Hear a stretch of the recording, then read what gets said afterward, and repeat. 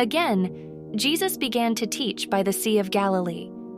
The crowd that gathered around him was very large. So he got into a boat. He sat down in it out on the lake. All the people were along the shore at the water's edge. He taught them many things using stories. In his teaching, he said, "Listen, a farmer went out to plant his seed. He scattered the seed on the ground. Some fell on a path. Birds came and ate it up. Some seed fell on rocky places where there wasn't much soil. The plants came up quickly because the soil wasn't deep. When the sun came up, it burned the plants. They dried up because they had no roots. Other seed fell among thorns. The thorns grew up and crowded out the plants. So the plants did not bear grain. Still other seed fell on good soil. It grew up and produced a crop, 30, 60, or even 100 times more than the farmer planted." Then Jesus said, "Whoever has ears should listen." Later, Jesus was alone. The 12 disciples asked him about the stories. So did the others around him. He told them, "The secret of God's kingdom has been given to you, but to outsiders everything is told using stories.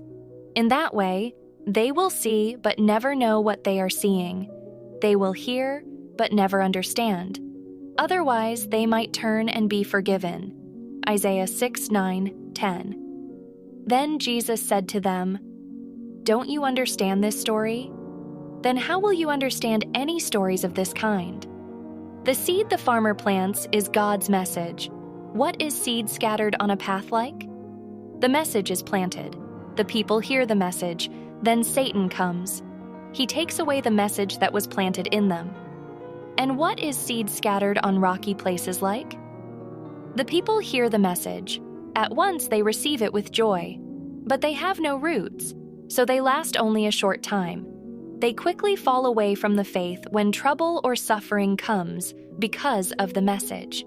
And what is seed scattered among thorns like? The people hear the message. But then the worries of this life come to them. Wealth comes with its false promises. The people also long for other things. All of these are the kinds of things that crowd out the message. They keep it from producing fruit. And what is seed scattered on good soil like? The people hear the message. They accept it. They produce a good crop, 30, 60, or even 100 times more than the farmer planted. Jesus said to them, "Do you bring in a lamp to put it under a large bowl or a bed? Don't you put it on its stand? What is hidden is meant to be seen, and what is put out of sight is meant to be brought out into the open. Think carefully about what you hear," he said. "As you give, so you will receive. In fact, you will receive even more. Whoever has something will be given more.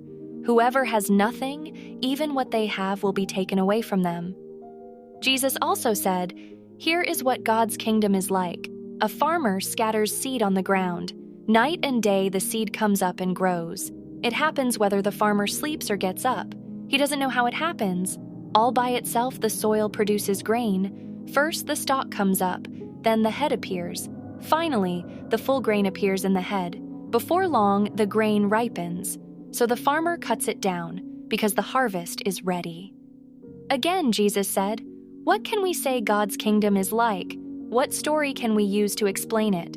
It is like a mustard seed, which is the smallest of all seeds on earth. But when you plant the seed, it grows. It becomes the largest of all garden plants. Its branches are so big that birds can rest in its shade." Using many stories like these, Jesus spoke the word to them. He told them as much as they could understand. He did not say anything to them without using a story. But when he was alone with his disciples, he explained everything. When evening came, Jesus said to his disciples, "Let's go over to the other side of the lake." They left the crowd behind, and they took him along in a boat, just as he was. There were also other boats with him. A wild storm came up. Waves crashed over the boat. It was about to sink. Jesus was in the back, sleeping on a cushion. The disciples woke him up. They said, "Teacher, don't you care if we drown?" He got up and ordered the wind to stop. He said to the waves, "Quiet, be still." Then the wind died down, and it was completely calm. He said to his disciples, "Why are you so afraid? Don't you have any faith at all yet?" They were terrified. They asked each other, "Who is this? Even the wind and the waves obey him."